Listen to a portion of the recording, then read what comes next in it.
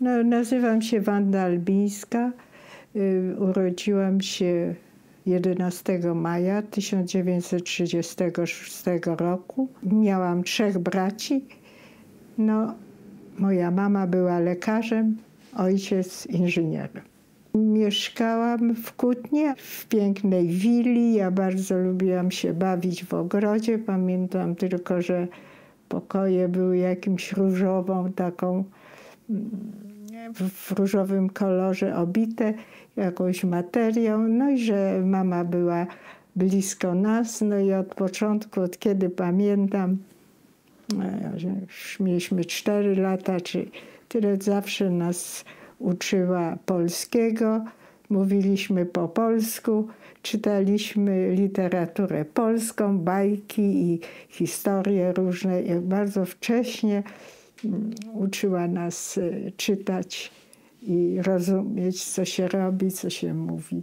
Była bardzo, nigdy nie pamiętam, żeby była bardzo jakaś surowa czy wymagająca jakichś niezwykłych rzeczy. Raczej bardzo była serdeczna i pomocna we wszystkim. No potem, kiedy Niemcy przyszli, wyrzucili nas z tego domu, ale tego nawet tak nie zauważyłam bardzo boleśnie, bo zawsze była matka. A dzieci to tak nie patrzą specjalnie na to, co mają czy nie mają. Wystarczy, że jest ktoś, kto ich kocha i się nimi zajmuje. Matka zajęła się nami, wynajęła jakieś mieszkanie blisko szpitala. No i matka mówiła, zdaje się, do ojca, żeby wyjechał, bo pracował, bo był dyrektorem i właścicielem wielkiej fabryki, gdyż uważała, że ona sama zajmie się nami, bo ma zawód, więc jakoś da sobie radę. Była wtedy w ciąży z jeszcze jednym dzieckiem. Znaczy to, co pamiętam, to, że ta matka pracowała w szpitalu, w którym najwięcej było ludzi, którzy walczyli z Niemcami, rannych, chorych Polaków. I ona wszystko, co miała, to im poświęcała. Nawet ciotka jedna mówiła, że ona po prostu darła pościel na takie wszystko, co zabrała z tego domu, na bandaże, żeby opatrywać tych rannych i wszystkie pieniądze, co mała, to dla ludzi, to kupowała lekarstwa i naprawdę była takim aniołem dobra tam w tym szpitalu. Zawsze miała takie bardzo szlachetne odruchy serca. Nigdy nie była zainteresowana jakoś w finansach czy w czymkolwiek takim. Często, że ojciec często jeździł do Warszawy i tam coś jadł dobrze, tam był w restauracjach, ale matka nigdy z nim nie była, bo wolała być z dziećmi i w domu. Także nigdy nie dbała o wygląd zewnętrzny. Także to był specjalny typ człowieka, wie pani. Ciotki mówiły mi, że tam takie znajome mamy, że ona kiedyś opowiadała, że miała połamany kapelusz, bo właśnie usiadła na nim. Także widocznie to nie było dla niej ważne. Ona była ateistka, matka miała takie podobno poglądy socjalistyczne, bo ona chciała, żeby wszyscy byli, żeby nie było tych różnych klas i tak dalej. Trudno powiedzieć. No pamiętam mamę, ale trudno mi powiedzieć, czy ja pamiętam z tych wszystkich zdjęć, z rozmów z bliskimi. Czy to jest moja pamięć, prawdziwa moja pamięć? No pamiętam jej głos, tak, taki cichy, przyjazny. Nigdy nie pamiętam, żeby ona jakoś nastrofowała, czy krzyczała, czy była o coś niezadowolona z czegoś, tego nie pamiętam. Jak już nas widziała, to tak się cieszyła, taka była pełna radości. Przecież ona wyszła za mąż w 1934, w 1935 miała pierwsze dzieci, potem miała dwójkę i potem jeszcze miała. Ona chciała mieć bardzo dużo dzieci. Ona bardzo kochała dzieci. Ja zresztą też bardzo kocham dzieci. Bardzo lubię dzieci. Wieczorem zawsze szliśmy po matkę z osobą, która się nami zajmowała, starszą od nas. To była córka przyjaciółki matki. Ta przyjaciółka umarła i matka zobowiązała się, że zawsze będzie się opiekować tą jej córką. I jak była w tym szpitalu, to ta córka z nami się zajmowała, bo była starsza od nas. No i tylko pamiętam, że na obiady i na kolacjeśmy zawsze szli do mamy i z nią spędzali wieczory i z nią rozmawiali. A tak to byłam w tym mieszkaniu. Rodzina mojego ojca mieszkała w Warszawie. Ojciec mojego ojca złamał jakąś nogę gdzieś w łazience czy coś, w sanitariach i że bardzo jest chory i tam musiała pojechać, żeby pomóc tej żonie tego ojca mojego ojca, dziadka. No i wtedy jej matka też zachorowała, więc ona pojechała do Warszawy, żeby pomóc tej całej rodzinie. No i tam dostała się do getta. Nadeszły rozkazy, że wszyscy Żydzi mają być w getcie, ale mama zawsze nosiła tą taką opaskę, że jest Żydem. Ona się w pewnym sensie czuła Polką, ale wtedy, kiedy Żydzi byli w nieszczęściu, to poczuła się, że jest Żydówką. Na tym polega, że ona wtedy, kiedy mogła zabrać nas i gdzieś pojechać w Polskę, pieniądze miała, bo oni byli bardzo bogaci, ta moja rodzina. Poszła do getta i zginęła tam, prawda? Mimo że miała możliwości wyjścia. Jak tylko weszła do getta, to pracowała w tym szpitalu. Całe dnie była tam. No i ona opiekowała się tymi dziećmi. Ja tylko pamiętam, że wieczorami była z nami, a tak to cały dzień była w tych szpitalach. A myśmy mieszkali gdzieś w podziemiach. Ja tylko pamiętam, że szalenie się bałam Niemców i że bardzo rzadko wychodziliśmy z tego mieszkania, bo tam wszyscy byliśmy czwórka. Stasiu miał chyba 2 lata i jeszcze była ta opiekunka, córka tej przyjaciółki mojej matki. Ale mamę widziałam każdego dnia, więc ona była taką moją ochroną i takim, czymś, co było dla mnie najważniejsze. No i ci bracia jednak, ten najstarszy Robert, to pamiętam, całe życie się nami opiekował jako ten najstarszy brat. Nie było co jeść i wiem, że całe nogi, ręce miałam pełne ran, takich jakichś tropiejących i mój brat też, bo jedliśmy bardzo jakoś nędzne jedzenie, bo tam nic nie było. Na ulicach ludzie umierali.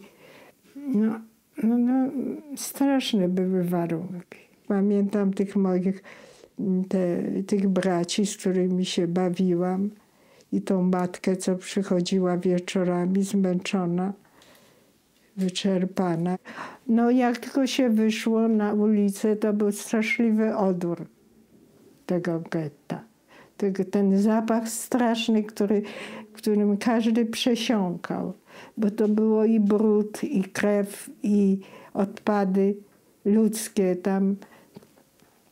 Wszystko tam było,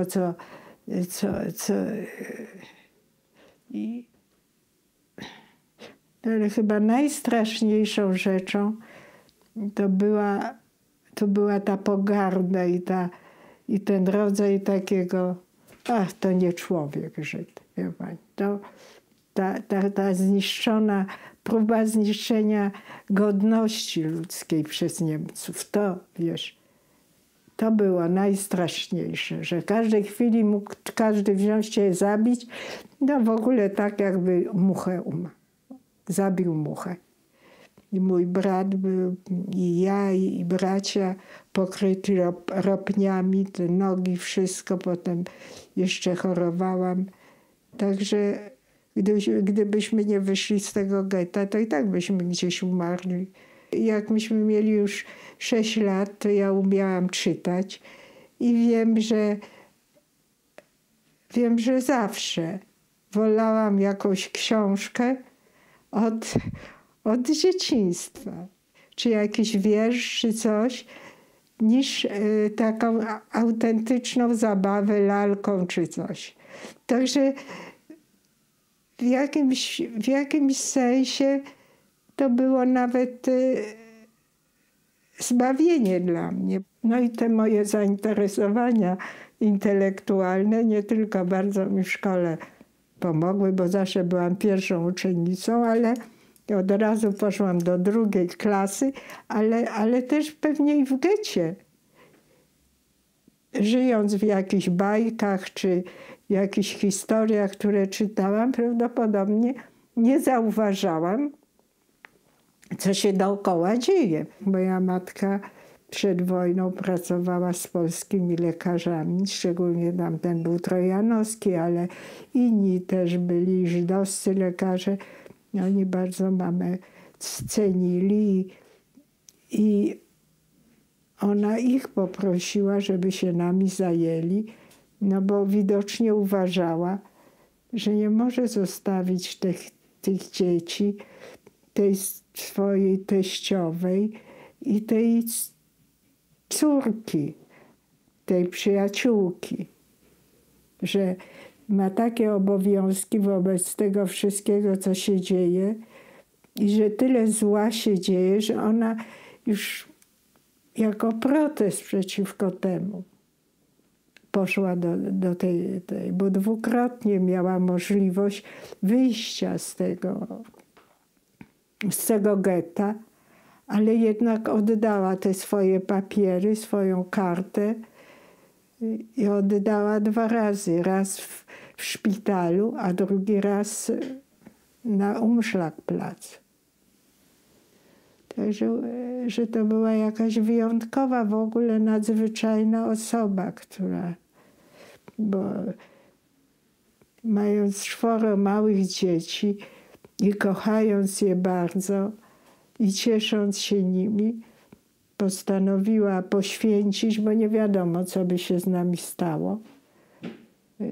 Dlatego, żeby jakoś zaprotestować i być solidarna z tymi, co cierpieli najbardziej. To jest jakiś taki protest przeciwko własnemu życiu, walcząc ze złem, na jakim było zło takie no już triumfujące, niemiecki taki, no przerażające po prostu. Ja nie wiem, co ona myślała, bo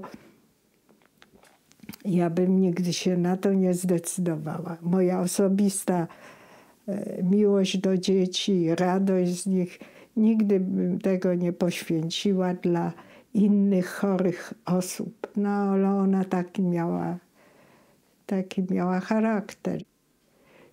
No i w ogóle to, że ona zajmowała się tak bardzo tą dziewczyną, tą córką przyjaciółki. Ta córka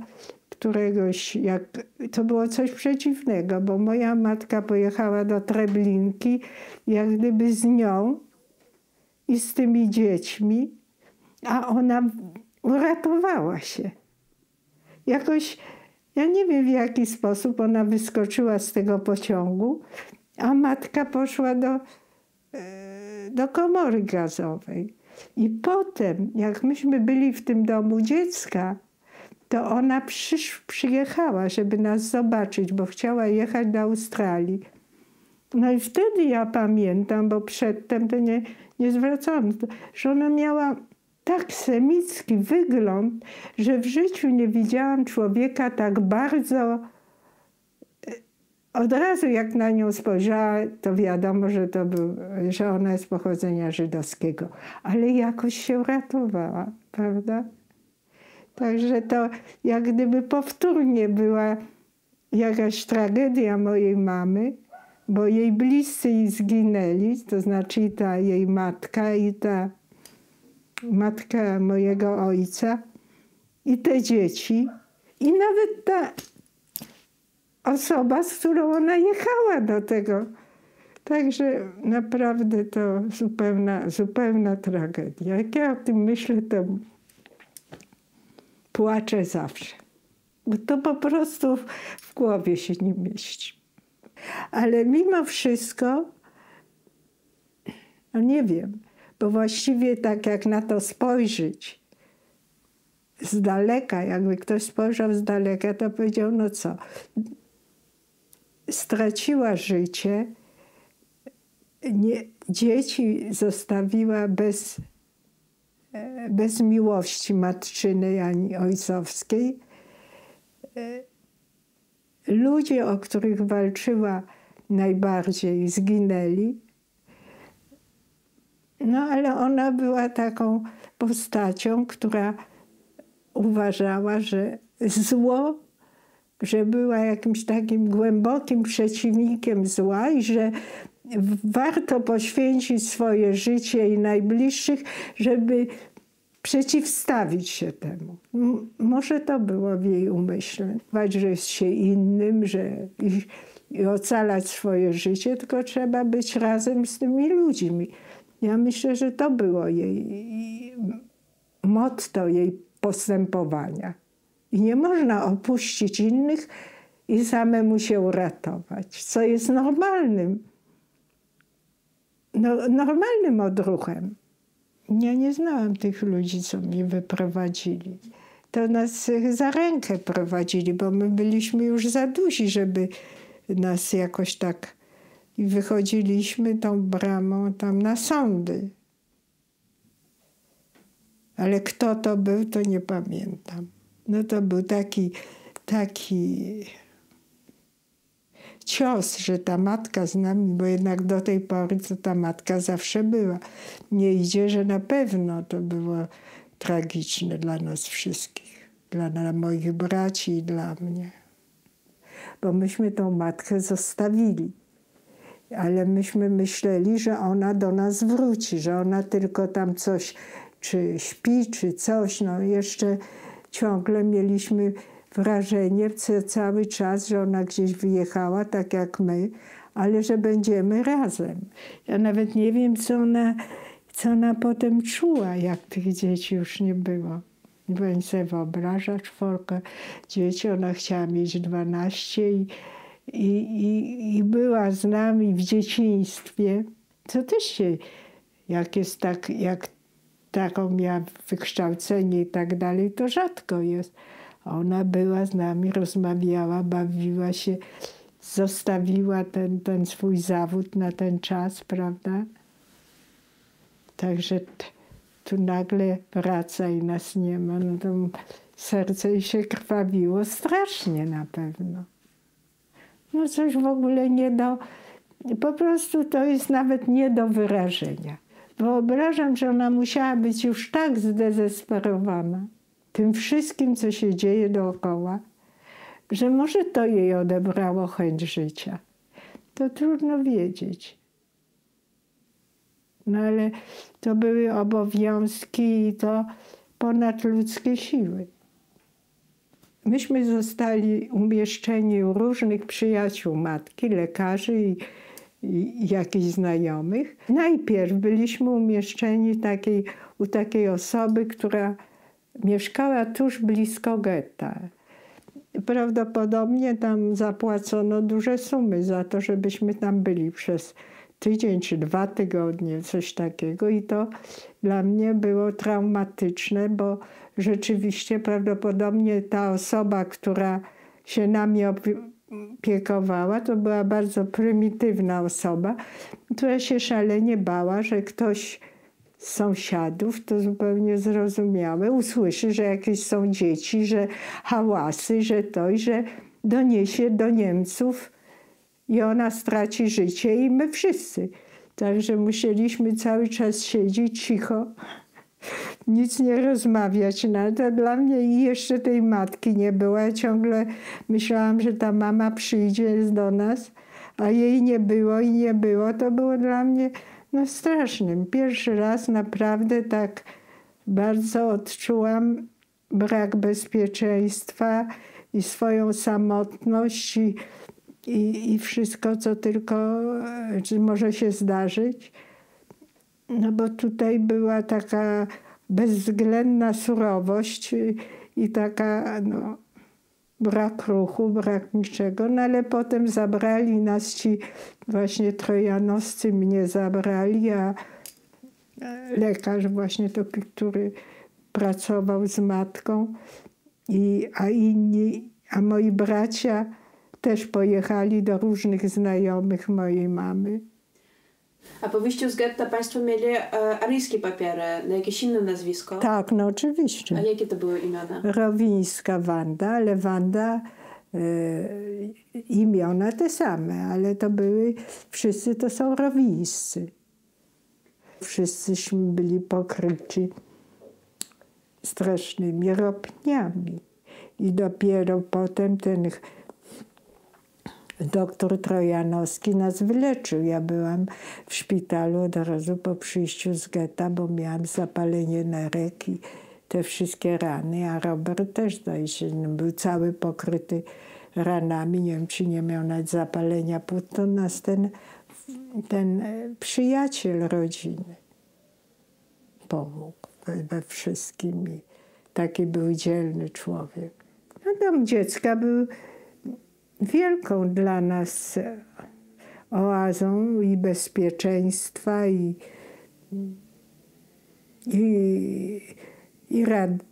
dużo było i radości, i kształcenia się. Nie były bardzo wypełnione, bośmy rano szli do szkoły. Od razu mnie wzięli do 2. klasy. A mój bliźniak był bardzo o to zazdrosny, zawsze starał się zdać egzaminy, żeby mi nie dorównać. No i mieliśmy w takiej willi. Rano myśmy mieli zawsze śniadanie, potem śpiewaliśmy religijne pieśni, potem szliśmy do szkoły. Po szkole już wracaliśmy na jakiś obiad i potem odpoczynek, potem odrabianie lekcji. Każdy z nas musiał pokazać, jakie ma zadane lekcje i co ma, i sprawdzone były przez wychowawcę, żeby każdy odrabiał.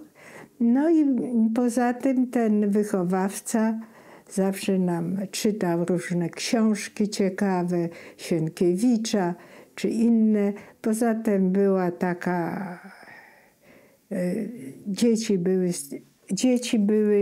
miały taki samorząd. I każdy, tu była sportowa sekcja, literacka, mieliśmy gazetkę. Każdy do tej gazetki pisał, a kto umiał malować, to malował. Ja nawet pamiętam, że taki wiersz napisałam o mojej mamie. No coś takiego napisałam. Pamiętam moją mamę z miłych i niezapomnianych dni, gdy kładła rękę swoją na moją, coś tam, na moją głowę, czy głowę, no mi. O mamo, zakończyłam coś takim. O tak, o mamo, droga, w pamięć przywodzisz mi najpiękniejsze chwile, najdroższe życia dni, czy coś takiego. Także to pamiętam, że taki jakiś wiersz, to nie cały, bo tylko troszeczkę zapamiętałam, ale wiem, że taki wiersz pisałam i na pewno ten brak tej miłości takiej bez niczego, bo prawda, jak masz dziecko, to kochasz go wszystko jedno, jaki jest. No właśnie takiej bezinteresownej. I to na pewno odbił się na każdym z nas. Wiem, że zawsze się przyjaźniłam z jakimiś takimi osobami, co tam prasowały czy coś, bo one miały taką serdeczność i takie poczucie, że nie jestem jedną z wielu, tylko z kimś mam taką... Mam w domu dziecka, to już wiedziałam, że już nie przyjdzie, ale póki jeszcze nie byłam, póki jeszcze byłam u tych Trojanowskich i tak dalej, to chciałam, to myślałam, że może przyjdzie. Ale nikt nigdy nie powiedział, że jesteśmy Żydami czy coś. Nigdy. Także nie było różnicy między nami, a nie wiem, może były, ale ja nie widziałam. Ale wie pani, ja bardzo dużo zawsze żyłam w takim świecie. Czy literatury, czy jakichś tam dobrych uczynków. No może mnie nie zauważyli, że jestem Żydówką potem w życiu, bo miałam męża Polaka. Moja teściowa była Polka. Ona też zajęła się mną jak własnym dzieckiem. Już byłam na studiach, a też. Myśmy z mężem nie rozmawiali w ogóle o tym. On wiedział i ta matka wiedziała, ale uważaliśmy się za Polaków. Ja naprawdę jestem tak głęboko wdzięczna tym moim wychowawcom i tymi wszystkim ludziom, którzy się nami zajęli. I ja widzę też, że wszyscy moi bracia też mają wielki szacunek do tych swoich żon, tak jak ja miałam do swojego męża, bo to byli ludzie, którzy dali im serce, czy dali im współżycie. I to chyba jest cechą mojego charakteru. Ja też zawsze uważałam, że mój mąż jest mądrzejszy, że jest inteligentny, że jest szlachetny, że ta jego matka jest nadzwyczajna. A ja to jestem takim po prostu jednym z członków tej rodziny. No, ja w ogóle byłam w pewnym okresie mego życia bardzo zdziwiona i nie umiałam tego ocenić, jak to było, bo zawsze uważałam, że matka to powinna być dziećmi. Dlaczego ona poszła? Co się stało? Co było przyczyną? No, przecież nie tylko w czasie, jak jesteś w domu dziecka, ale całe życie potrzebna jest matka też. Jak jesteś na studiach czy coś, no różne człowieka spotykają. No na szczęście los tak mnie, Pan Bóg tak nade mną czuwał, a może ona, że spotykało mnie wszystko, co najlepsze. Ale mogło się skończyć zupełnie inaczej. Bo to jest bardzo rzadki wypadek, prawda? Bo nawet Korczak nie miał własnych dzieci. Ten ksiądz Kolbe nie miał własnych dzieci. Oni byli sami zdecydowali, że pójdą, że obronią tych najsłabszych. A moja matka do tego miała własne małe dzieci. I też powiedziała, że pójdzie z tymi najbiedniejszymi. No bardzo często mi się śni. No, rozmawia, no myślę, że ona jest, to się cieszę, potem budzę się, jej nie ma, jest, tak. Jak jest mi ciężko w jakimś sensie, to zawsze o tej matce myślę. I jakoś nie mogę myśleć inaczej, jak od razu chce mi się płakać. Także jest jakaś takie poczucie krzywdy. Może to getto, może te poczucie takie, że właściwie życie to nic nie warte takiego człowieka jest, prawda, tego Żyda czy coś. W stosunku może brak matki. To jest we mnie taki, właściwie brak afirmacji siebie samego jako ważnej osoby, która może tam o tym czy o tamtym decydować. Także jakoś to jest coś z tego. Naprawdę mam szczęście, że miałam taką matkę. I to jest, raz się zdarza na milion.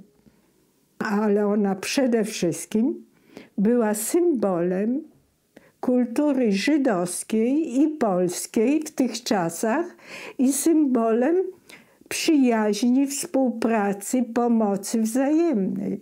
Bo gdyby nie ten Trojanowski i tak dalej, jego żona i inni lekarze, którzy pomagali, polscy, to byśmy się nie uratowali, nie wynieśliby nas stamtąd, prawda? Taka pani Radlińska, żona też takiego wybitnego lekarza. Także jesteśmy jakimś symbolem, że te oba narody powinny żyć w zgodzie, mamy dużo wspólnego. I na przykład teraz, jak ja jadę tam do Johannesburga, gdzie jest mój syn, to tam te organizacje żydowskie, ponieważ ja już jedna jestem z nielicznych, co jest dzieckiem Holokaustu, to mnie tam szalenie są serdeczni, napisali jakieś przemówienia i tak dalej, konferencje na temat mojej matki i w ogóle wszystkiego, zdjęcia jakaś są, takie wystawy. A w Polsce to w ogóle, tak jakby w ogóle nie istniała ta moja matka. Tylko jak przyjechałam, to pierwsza rzecz, co zrobiłam, na grobie tej mojej kuzynki dalekiej położyłam taką ładną tablicę, że tutaj jest matka, która zginęła w 1942 roku, broniąc tych wszystkich, którzy byli w jej opiece, czy razem z nimi ginąc. To co jak przyjechałam, to zrobiłam, żeby uczcić jej pamięć.